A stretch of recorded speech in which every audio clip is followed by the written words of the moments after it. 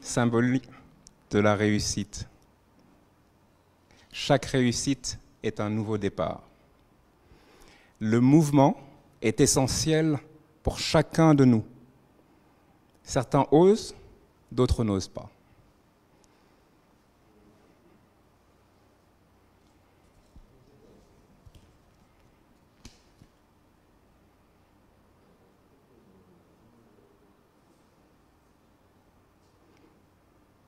Certains osent, d'autres n'osent pas.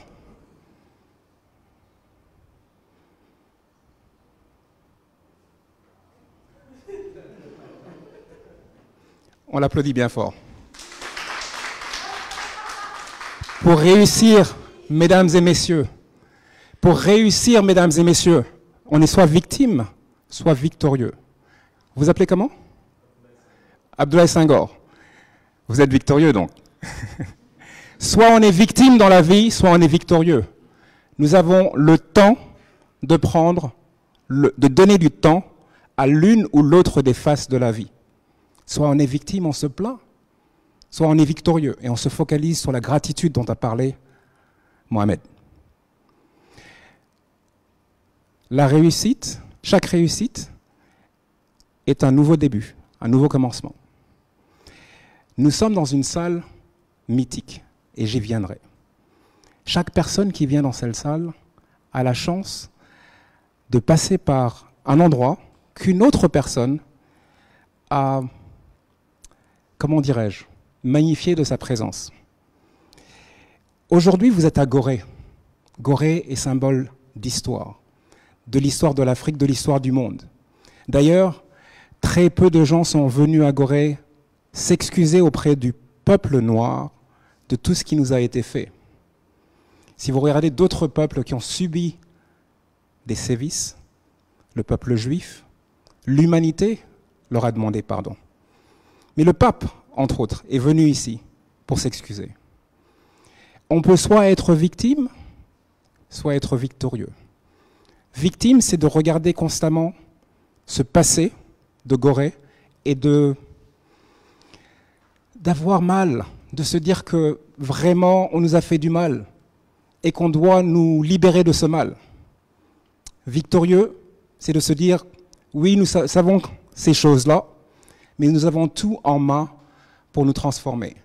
D'ailleurs, si M. Senghor est plus riche maintenant de 5 000 francs CFA, chacun de vous, de la place où vous êtes, avait la possibilité aussi de gagner quelque chose. Mais tout dépendra de vous, de l'imagination, de l'imaginaire que vous avez. J'ai montré un billet, c'est symbolique peut-être de ce que vous pouvez aussi gagner. À vous de trouver la solution.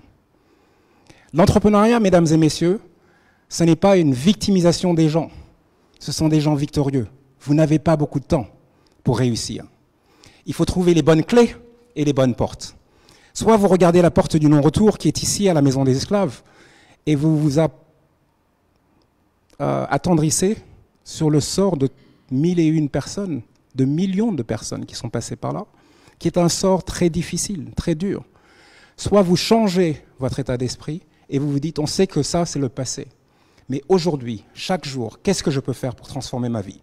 Pour transformer la vie de l'écosystème, transformer la vie de tous les entrepreneurs qui passent par mes mains. Et chacun de vous a un rôle essentiel pour cela. La réussite, elle n'est nulle part ailleurs qu'en vous. Pour réussir, comme M. Senghor, il faut se bouger le popotin.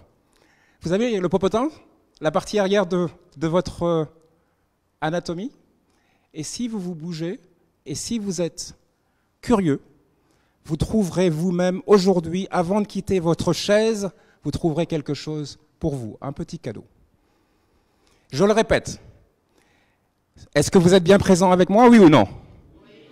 Si vous vous bougez aujourd'hui, avant de sortir de cette salle, que vous êtes un petit peu innovant, vous trouverez vous-même également un petit cadeau comme M. Senghor. Parce que chaque jour est un cadeau. Chaque jour, si vous avez de la gratitude, vous allez trouver des choses nouvelles à faire. Chaque jour, vous allez pouvoir transformer votre entreprise, transformer l'écosystème, transformer l'Afrique, transformer le monde. Pour cela, il faut avoir une mentalité gagnante. La réussite, c'est la porte que l'on ouvre.